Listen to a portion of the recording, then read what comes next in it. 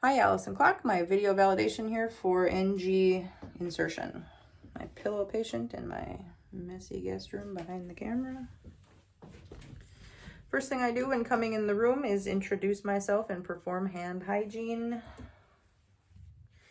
I'm going to identify the patient using 2 patient identifiers, confirm the orders from the physician, and explain to my patient what I'm going to do.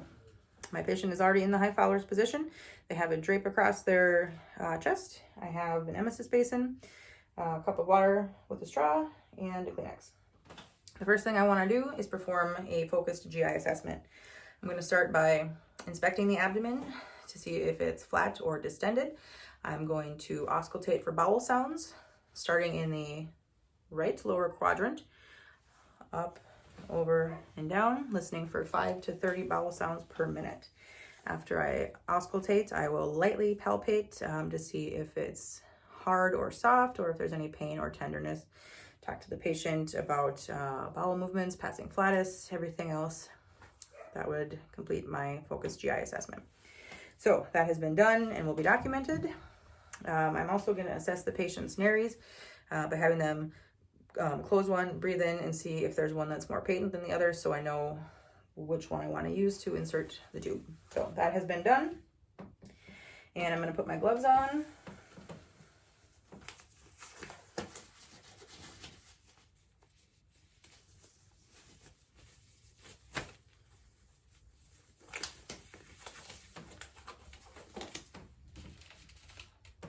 Okay, I have my NG tube here. Pigtail is connected, and I'm going to measure the length that I'm going to insert by measuring from the earlobe to my nose, and then from the nose to the xiphoid process.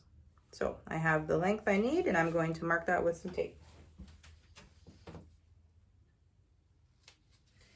So that has been done, and now I would coil the tube up and let it rest in a bowl of ice so it hardens up and it makes it easier to insert.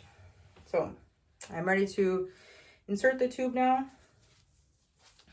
and I've checked the nares. The patient's in high Fowler. I'm going to ask them to tip their head back. I lubricate the distal 4 inches of the tube in my, yep, you can see it. And I'm going to head is back, and I'm going to insert. Once I get the past the nasopharynx, I'll have them tip their head down in advance until I'm past the oropharynx. At that point, I'm going to stop and let the patient rest, and then their head is tipped down here, and they have their glass of water with their straw, and I'm going to ask them to, as I'm inserting, I'm going to ask them to drink, drink, drink, drink, drink, drink, drink, drink, drink. Keep drinking, drink, drink, drink, drink, drink, and I'm at the spot, so we are good. I'm going to assess the patient here, see if they're having any gag reflex problems. I'm going to get out my pen light and check the back of the throat to make sure it's not coiled in the back of the throat. And we'll say I'm good there. So I'm going to just loosely tape this while I confirm placement of the tube.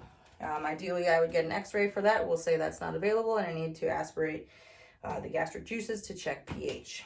So I'm going to take my piston here. I'm going to clamp the tube.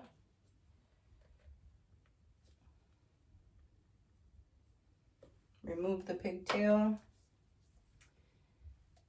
Insert here and aspirate some of the gastric juices. I still have this clamped in my other hand.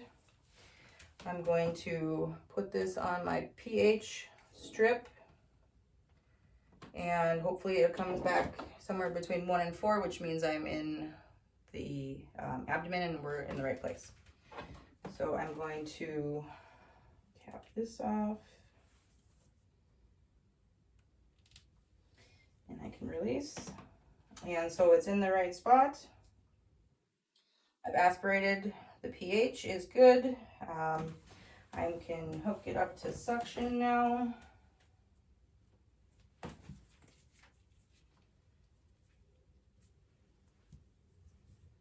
And I'm going to clamp again. this out.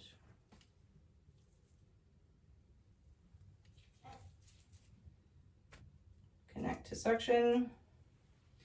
I would turn the suction on, make sure everything's working properly, and I'm going to pin this to the patient's clothes, so they have enough room to kind of turn around or move their head, and that is inserting the NG tube. Thank you.